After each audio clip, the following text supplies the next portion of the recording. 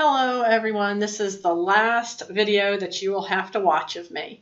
I just wanted to give you a little bit of help with your Composition 2 like I did for Composition 1, and I realized after I did Composition 1 that probably writing on that piece of paper and forcing you to look around my hand and struggle with my handwriting probably wasn't as helpful as I wanted it to be. So this time I'm going to try it just in Notepad.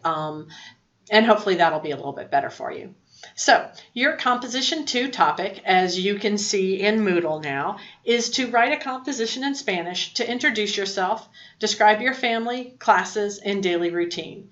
Specifically, I want you to include your name, where you're from, your age, your birthday, a physical description including at least 3 adjectives, and a personality description including at least 3 adjectives. That's all the same from Composition number 1. But then it gets more detailed since you have more vocabulary. I want you to include a description of your immediate and extended family, including at least 6 family words and 6 more adjectives. So that's going to be a total of 12 different adjectives in the composition. I want you to include a description of your classes and what you do in them, including at least 3 class words and 3 verbs. And I want you to include a description of your daily routine, including at least 12 more verbs for a total of 15 activity verbs. And I'm specifying that 5 of those verbs have to be irregular or stem changing. And to keep everything a cohesive, flowing paragraph and not just a string of sentences, I want you to include at least 9 of those transition words that we talked about in the first composition. Things like first, next, then, also, stuff like that. So let's see what that would look like. To start out with, you would put in, you would start out pretty much just like you did in the last composition. You might say something like, Hola, me llamo Caroline y soy de Lexington. So that kills your name and where you are from part of the instructions. The thing that people mess up here is they say things like me llamo es or some weird variation like that. Remember, me llamo is a set phrase. It's always me llamo and your name after that. Nothing different. You can't change that. And now that you've learned ser and estar, a lot of people start messing up soy de Lexington. But again, that's just a set phrase. Where you're from never changes. It's always soy de Lexington. So you'd want to do something like that. And then the next part of the instructions is to talk about your age and your birthday. So in my case, I would say something like, Tengo 50 años y mi cumpleaños es el 23 de septiembre. Tengo 5 años is my birthday. Remember, the things that people mess up here is they don't write out the number. You won't get credit unless you write out the number of your age. And now that we've started using ser and estar, people tend to forget that we use tener with age. We don't say I am 50 years old. In Spanish, we say I have 50 years. So remember that part. And then getting the date right. El and a number, day and a month. Okay. The next part of the instructions say to give a physical description, including at least 3 adjectives. So for that, I might do something like this. Soy alta, delgada y rubia. I wish that were true. But since the important part here, the thing that people mess up is the soy. Since these are my physical characteristics, they don't change. I'm not going to get any taller. I'm not going to quickly get any skinnier. And I can dye my hair all I want, but my natural hair color is rubia. So these are my physical characteristics. Physical characteristics, remember, always use ser. So it's soy and your physical characteristics. Okay, the next part of the description wants you to talk about your personality. Once again, we're going to use soy for that. So I might say, soy trabajadora, inteligente, and exótica, for example. Again, my personality traits are long-term and usually permanent things. Our personalities don't really change that much. So we use ser with those.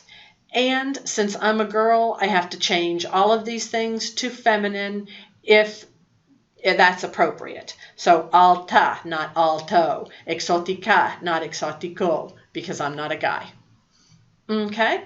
The next part of the description, or the next part of the instructions asks you to do a description of your immediate and extended family. So for me, for my immediate family, I would put something like,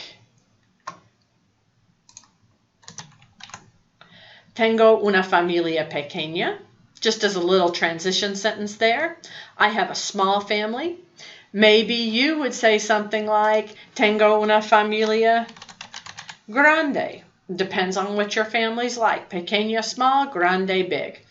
And so then I'd go on to say, en mi familia nuclear, in my immediate family, tengo mi madre, esposo, y dos perros. You might say something else. Tengo mi madre, mi padre, y dos hermanos. Or mi esposo, mi hijo, y mi hija. Whatever makes sense for you. And then it says you have to use adjectives to describe your family. So I'm going to go ahead and use 3 adjectives to describe my immediate family. And I might put something in like, mi madre es vieja. That's true. My mom's 95. She's getting up there. So my mother is old. Since my mother is feminine, I have to make viejo, vieja for her. Mi esposo es loco. My husband's crazy. Masculine adjectives. And mis perros son estúpidos. I've got 2 little dogs. They are dumb as bricks. So I have to make the verb. I have to say my dogs are, not my dogs is. And I have to make estúpido plural to agree with my dogs. Okay, estúpidos. Now, I have to describe my extended family too. So, for my extended family, I might say something like this. En mi familia extendida, tengo una tía y dos primos. I better not do that because I wouldn't let you guys get away with that. So I'd better say, tengo una tía, dos primos, y mi abuelo. It's not true. My grandparents have already passed on, but since I told you guys you have to use 6 different family words, I'd better use them in the example. So, in my extended family, I have an aunt, 2 cousins, and my grandfather. Little lie there. Okay, and then I have to use adjectives to describe them. So, I might say something like, mi tía es simpática. My aunt is nice. Mis primos son perezosos. Again, more than one cousin. So I have to say are and not is. And I have to make the adjective, make it plural. Make it agree. So perezosos, they're lazy, both of them. And that's the truth. And then since I added abuelo, I'd better add that other adjective in. So I would say something like mi abuelo es, and I have to use an adjective that I haven't used. I haven't used short yet, so I'll say mi abuelo es bajo. I never met my grandfathers. They died before I was born, but let's assume one of them's short. I just have to use Spanish. I don't have to tell the truth. So I've gotten through the part where I'm to the description of my immediate and extended family using 6 family words and 6 adjectives. I can check that off. Now I want to go on to a description of my classes and what I do in them.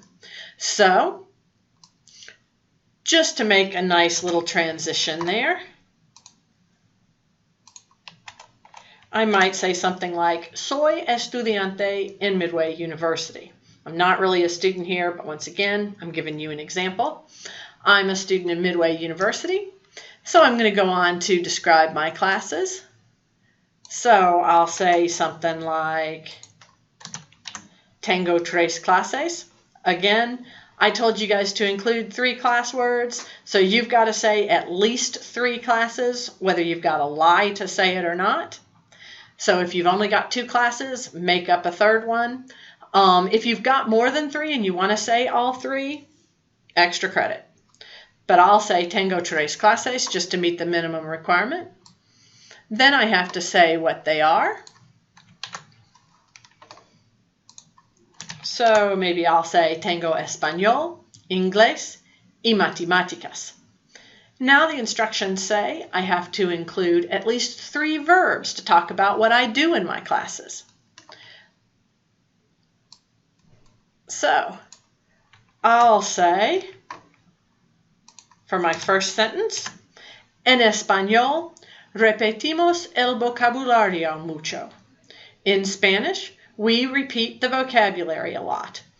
Or, if I don't want to use the nosotros form, if I wanted to use the yo form, then repetir is a stem-changing verb, eat I.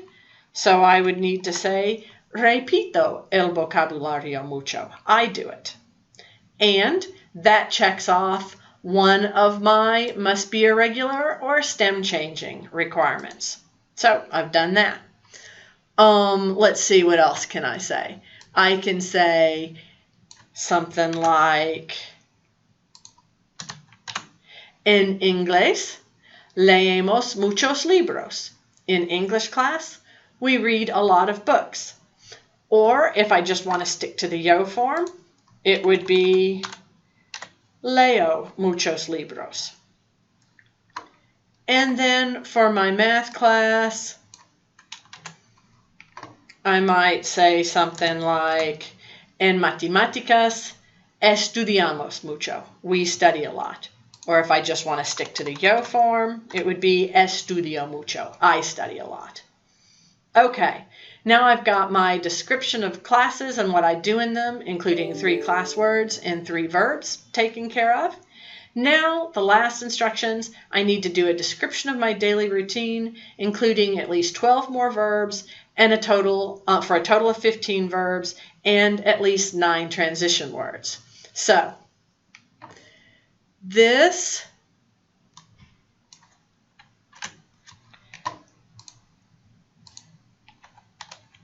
is what I wrote in advance, because I didn't want you guys to have to sit here and watch me come up with typing. You wouldn't have wanted to have watched that either. Let's see if I fulfill the requirements. I doubt I did, so we may have to flesh it out a little bit, and I'll show you how to do that. So, as a transition, I say, además de clases. Además means, or además de is a phrase. It means besides. So, this means besides classes,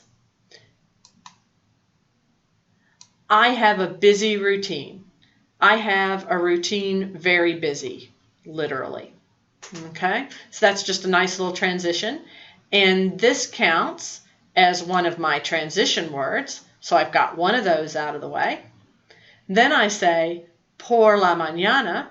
That's 2 transition words. Remember, por la mañana means in the morning. Next, I say, primero. That's another transition word, 3 transition words. So, in the morning, first, como cereal, I eat cereal, and bebo café, I drink coffee. Okay? Después, afterwards, that's another transition word. Trabajo en mi oficina. I work in my office. A verb phrase.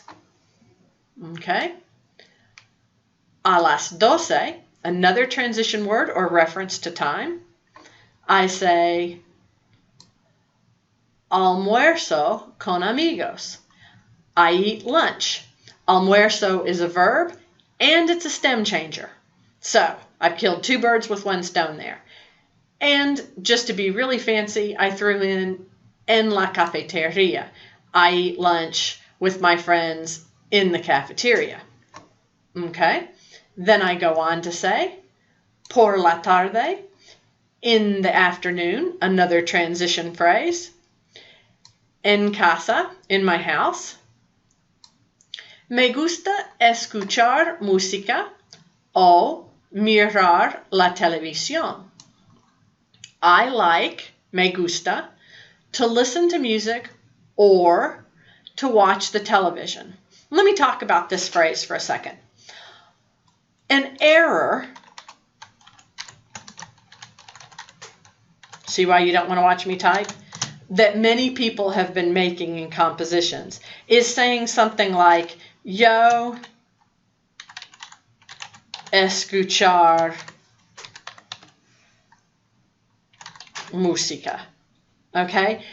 Let's translate that literally. We have not conjugated escuchar. Escuchar, when the AR is still on there, when it's in the infinitive form, that means to listen. So if you translate that, you're saying, I to listen to music. That doesn't make any sense in English. Doesn't make any sense in Spanish either. You have to have one verb conjugated in every phrase. So if I say yo, I have to say escucho. I listen to music. If I'm going to leave it in the infinitive, I have to have another verb in front of it, like me gusta. Me gusta is conjugated. I like to listen to music. I like to listen, that makes sense. I to listen doesn't.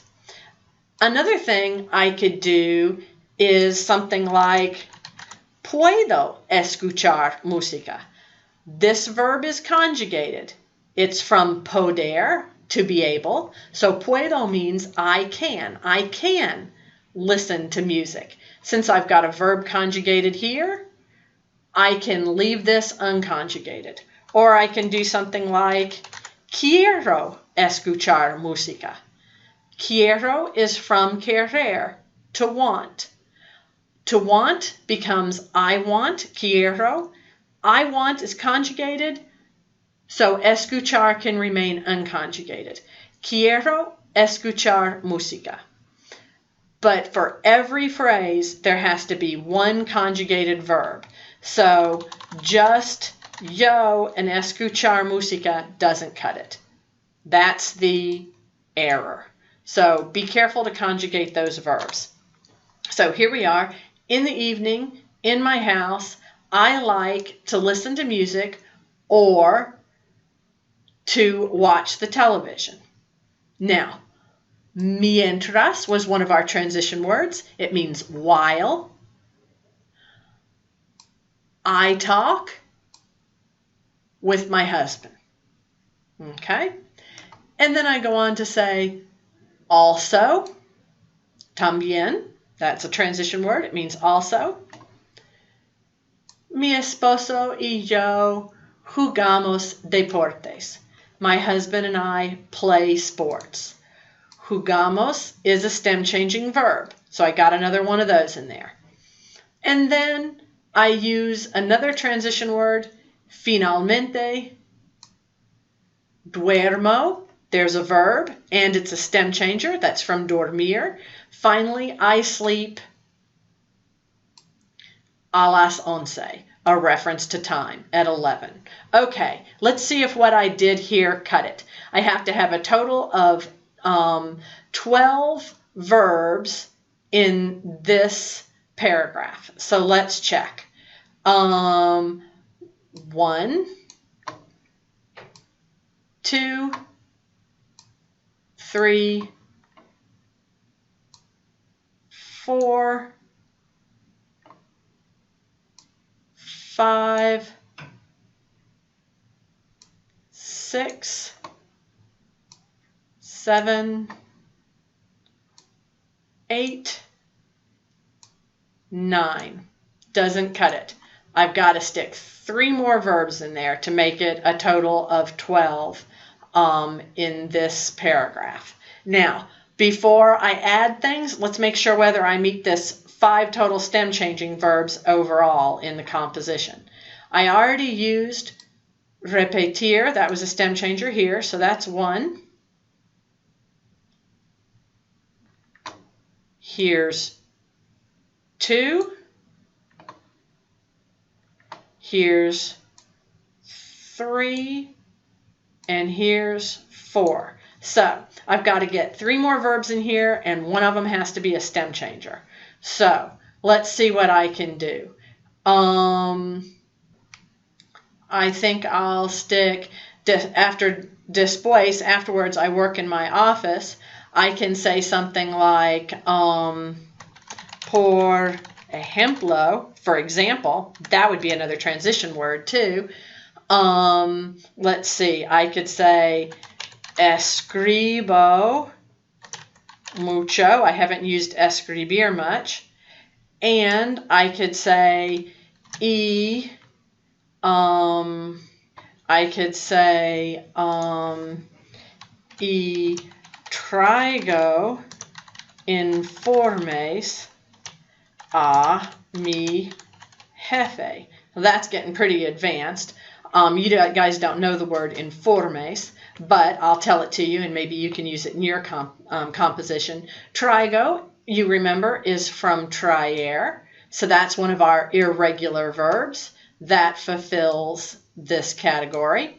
So I bring, informes are reports, and mi jefe is my boss. So I bring reports to my boss. Okay, so that addition got me 1 of my 3 needed words, and it got me my 1 needed irregular or stem changing verb. So that helped a lot. And let's see, where else can I add something? I need 1 more verb, so I think I'll add it here. In the evening in my house, I like to listen to music or watch television with my husband while I talk to my husband. Also, my husband and I play sports. And I'll add to that. O salimos con nuestros amigos. Salimos actually throws in an extra irregular verb for me. Salimos, you'll remember, is from salir, to go, to leave. But in this case, I'm using it a little bit differently. Salir con amigos, or nuestros amigos, means to go out with your friends. In other words, like for some fun, like to go out for dinner or something like that. So salir con amigos is just to go out for fun. And remember, nuestros means our. So my husband and I play sports, or we go out with our friends. So by doing that, I threw in 3 extra verbs and the stem changer or irregulars that I needed. I actually got 1 extra irregular, so bonus points for me. The last thing I need to do is to check to make sure I have 9 transition words. So let's make sure I do. I've got adimaste, that's 1, 2, 3, 4, 5, 6, 7, 8, 9, I win, and 10. Actually, 11, so I'm in really good shape. We've already put in ademaste, besides, por la mañana, por la tarde. Remember, the other one of those is por la noche, if you want to use that. We've put in primero. You may also want to use something like próximo, which is next, or luego, which is then.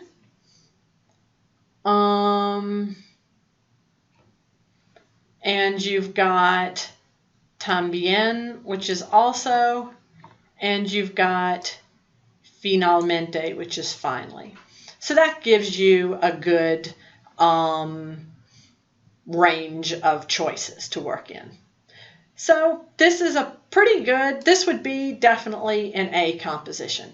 Remember, you can model yourself on my composition. I don't want to see exactly this, but use this as a good model, and this is exactly the type of thing that I'm looking for. If you've got questions, post it in a forum.